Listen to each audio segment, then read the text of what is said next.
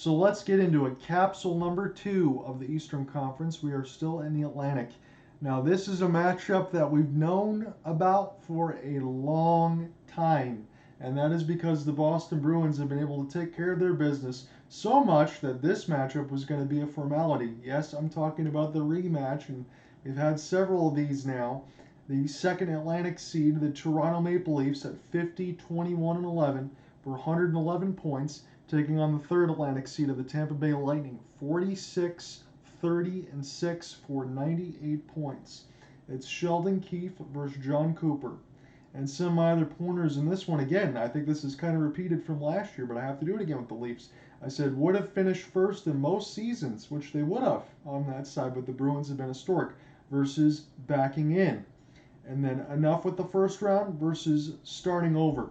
So let's get into it in the same order. We'll start with the Toronto Maple Leafs. Mitchell Marner, 80 games played, 30 goals, 69 assists, 99 points, and a plus 18. William Nylander, 82 games played, 40 goals, 47 assists, 87 points for a plus 10. Auston Matthews, some will say it's a down year. I won't. No, he didn't get over 60 goals, but he still had a damn good season. 74 games played, 40 goals, 45 assists, 85 points, and a plus 31. That's what you got to remember. He's one of the ultimate two-way forwards. John Tavares, 74 games played, 36 goals, 44 assists, 80 points, and a minus 7. And I threw Michael Bunting in there as well, the adjutant. All 82 games played, 23 goals, 26 assists, 49 points, plus 21, and 103 penalty minutes. Who will they be taking on in the elite forwards? Well, you should know all the names by now, because you know all the names for the Maple Leafs, I would imagine.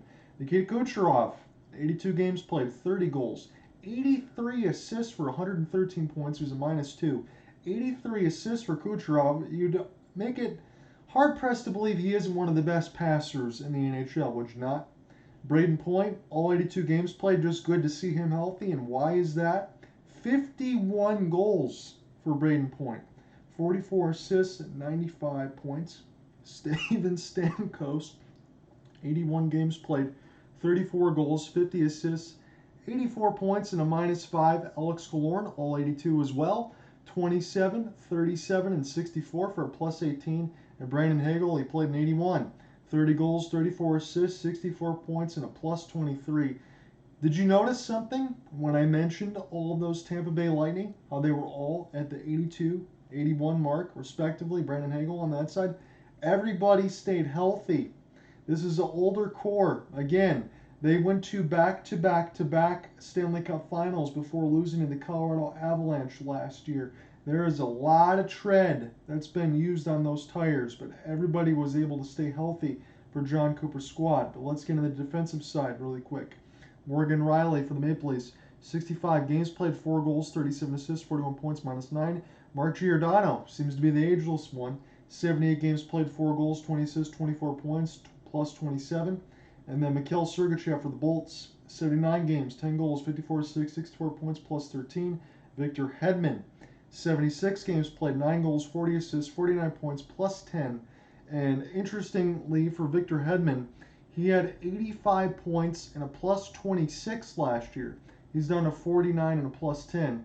Maybe Victor Hedman, we can certainly say now, is not the premium defenseman that he used to be, but I still would be hard-pressed to not put Victor Hedman in a middle six part of that for your defense being on the second line, would you not?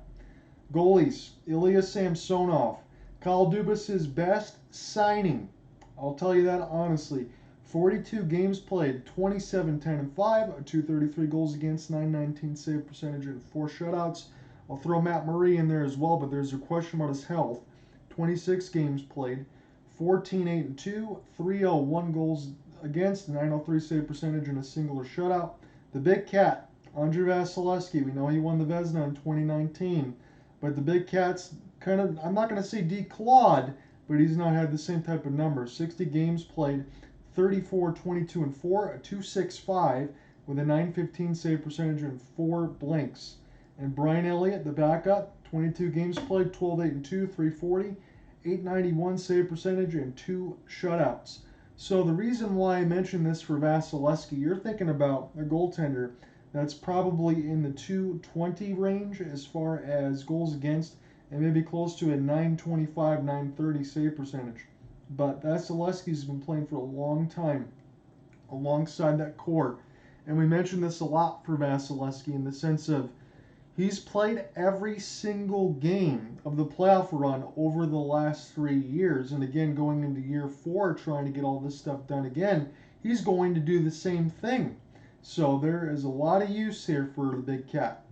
Power play side, it is very good on both ends. Toronto Maple Leafs 26%, which is second. The Lightning 25.4%, which is third. Look for very dynamic power plays against each other. Penalty kills, not so bad. The Maple Leafs about 82%. They're at 12th or 81.9, and the Lightning just under 80%. You think that that would be a little bit better. 79.7% for 15th. They're about middle of the pack. Goals for Maple Leafs always pretty good at that. 3.39 for 9th, and 3.41, which is 8th for the Lightning. Goals against 2.68 for Toronto, 3.07 for the Lightning, which is 14th. And again, Vasilevsky's had some games where he's given up 5, like at least I think 5 games where he's given up 5 or more. So here is something that's very shocking to me that I have to point out, that I won't point out in every series, but I got to do so now. The road splits. So for the Toronto Maple Leafs, they're very good. They're a very good hockey team. 23-13-5. But this sounds brutal for Tampa because it is. 18-22-1 away from Amelie. That's not very Tampa-like, is it? My thoughts, in the sense of before we give the predictions, is Toronto going to slay the beast? Are we really tired? Because I know I mentioned this last year, and I have to mention again, haven't won a playoff series since 2004. I'm very tired of hearing about it. I know all the Maple Leafs fans are tired of hearing about it. When is it going to happen for Toronto? And for Tampa Bay, are we going to see the holes that they've shown you this year? Some defensive issues from Tampa as well. Some extreme just breakaways down the center of the ice, blown coverages. Tampa's not played the same way that they usually do with that structured system.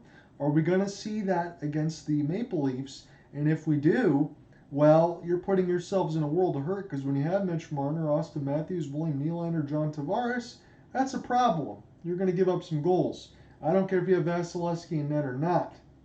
So who wins this series, and give some reasons for both? So here's the thing.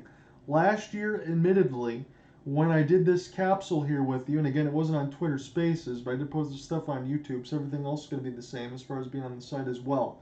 But when I did this last year, I was leaning strongly toward the Toronto Maple Leafs, because I thought with all the offensive firepower, everything else that's already been added, there isn't much more to be done. But what did Kyle Dubas go out and do? You got about 3 extra defensemen on the other end. You got Brayden, you got Ryden O'Reilly on the front. You got some other pieces.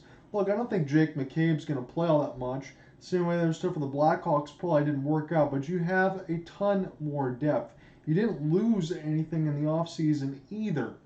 And on the other end, for the Tampa Bay Lightning, they have to keep swapping picks out just to get Tanner Janome. I mean, you had to give up like 5 picks. Not all first rounders, mind you, but at least one, and then a mix of second, thirds, fourths, and fifths to get Tanner Janome. And then Tanner Janome's going to be hurt. He's not going to be here for the start of the playoffs.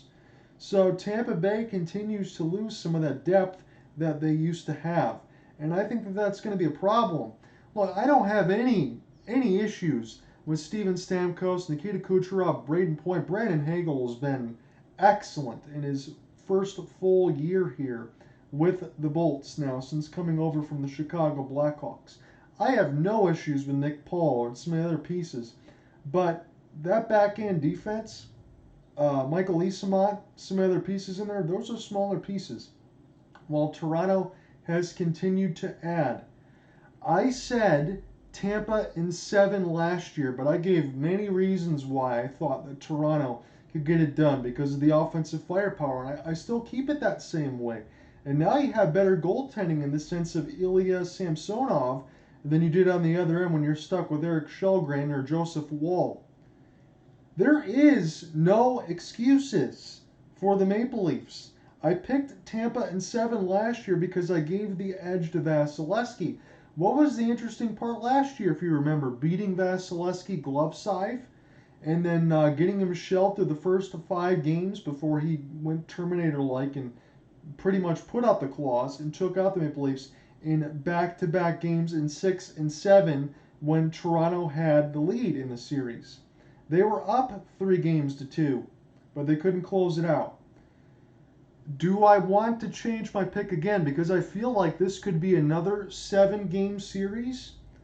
Or is it finally time for Toronto to open it up a little bit and at least beat Tampa in 6?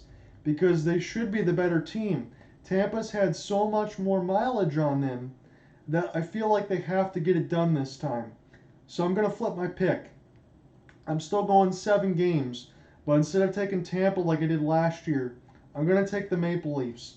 No more excuses anymore. Get this done. Tampa, they've backed into the playoffs now. I understand I don't pick a lot into the regular season at times, but Tampa's not looked like Tampa, and I don't blame them. They've played so many extra games. At some point, you run out of depth and picks to try to keep everything else going. There's no more excuses anymore. Give me the Maple Leafs in 7 games. Series opener will be Tuesday, April 18th at 7:30 Eastern on ESPN. It should be a great series. I encourage you not to miss that one.